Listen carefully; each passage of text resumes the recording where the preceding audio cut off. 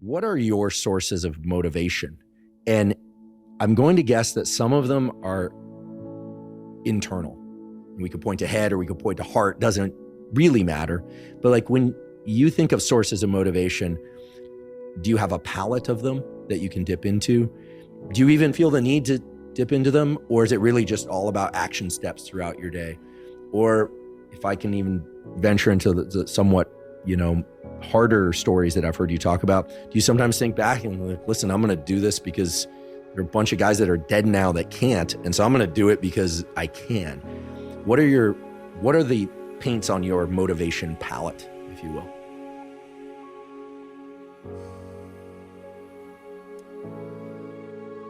Well, you probably heard me say that motivation isn't something that I am going to count on, because it's just an emotion that's going to come and go. And it's just like feeling happy. You feel happy right now. Maybe you won't feel happy in 15 minutes. You feel sad now. Maybe you won't feel sad in 15 minutes. You feel motivated right now. You might not feel motivated in 15 minutes. Therefore, I can't rely on it. So I'm not going to put any money on just being motivated, because it doesn't really matter to me. So the daily actions that I take aren't from motivation. They're just from discipline. Like I said earlier, I'm not going to get up and go through some big debate about, well, really, do I really feel like doing this? No, I don't feel like doing this, but it doesn't matter. So I'm just going to go do it. Now, if we start to look at sort of a broader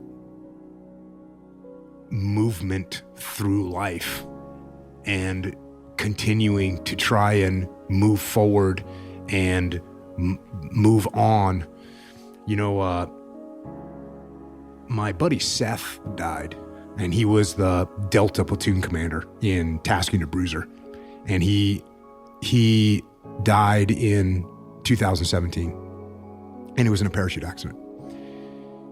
And it's definitely unexpected.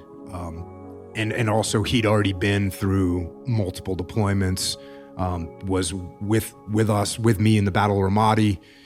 He then went back into Sadr City and led a ton of very dangerous operations. And then he did other deployments and was kind of done with his deployments, kind of done. And now he's just talking about when he's going to retire, and he's a couple years away from retirement. And, I'm talking about, hey, we're going to work together again. And it all seems like we're on a pretty good path to just move forward. And then he ends up dying in a parachute accident. And he's a guy that, was really just kind of, you're not going to be able to replace any, you can't. There's a uniqueness to him that you're not going to find. And, I've got some stuff that he wrote. He was an incredible writer, and I'll try and write something like him. We can't do it because he had a bigger vocabulary and a more articulate way of writing. And so I can't write anything as well as he wrote it. He was incredible at guitar. He played guitar, played ukulele, an incredible at playing guitar. And he's a total knuckle dragger, like a total meathead knuckle dragger. His nickname was Unfrozen Caveman because he just looked like a big caveman, and yet he spoke French and, could recite French poetry and was really good at learning languages. And he was an artist. And do you know what synesthesia is? Do you know what that is?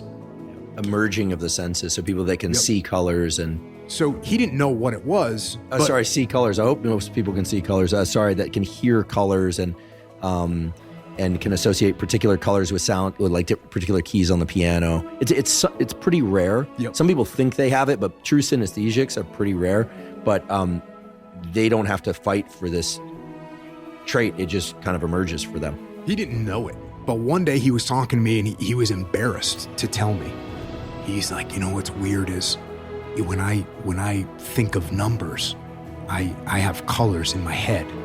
And I go, what do you mean? He says, hollow was 0 And I remember 7 is yellow. I don't remember any of them, but he just rattled off like 1, 2, 3, 4, 5, 6, 7, 8, 9.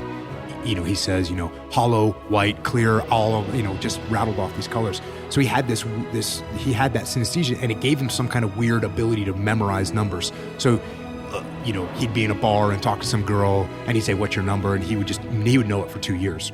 He would just know it. And that also made him incredibly good at playing guitar, because now, like, the scale and the fretboard of a guitar it's a mathematical thing that he has all in this weird coloration scenario going on. So he's this guy, and and a very emotional guy, who would, I was talking earlier about being a balance for someone. I had to balance this dude out on a daily basis sometimes. He'd be so mad about something. One day he'd be, "I hate the teams, I hate all these guys." And I'd say, "Yeah, I get it, man." And the next day, "I'm never getting out of the teams." He would oscillate that bad. And I would tell him, hey bro, you're oscillating again. And just would do anything. And he loved his guys and would do anything for his guys. And so when he died, we're at his, it's not his funeral, it's before the funeral. It's like the open casket thing, the wake thing. And myself, his brother Alex, Leif Babin, who I wrote Extreme Ownership with, and JP Donnell, who's one of my brothers who works with us at Echelon Front now, is with us in Ramadi and was very close to Seth. And we're like, everyone kind of cleared out for us. And we go in there, and I think JP had one of those memorial bracelets with guys' names on it that had died, and JP gave that to him. And I think Leif gave him some surf wax, because also Seth was a surfer.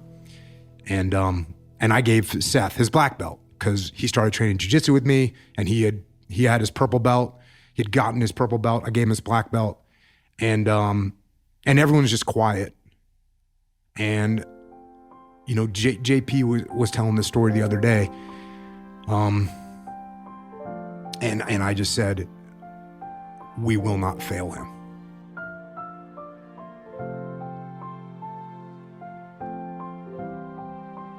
Meaning that him, Mark, Mikey, Chris, Seth, and countless other guys,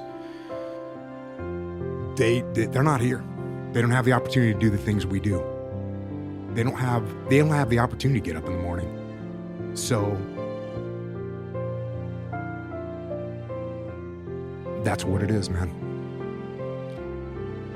I won't fail those guys. Thanks for sharing that. I think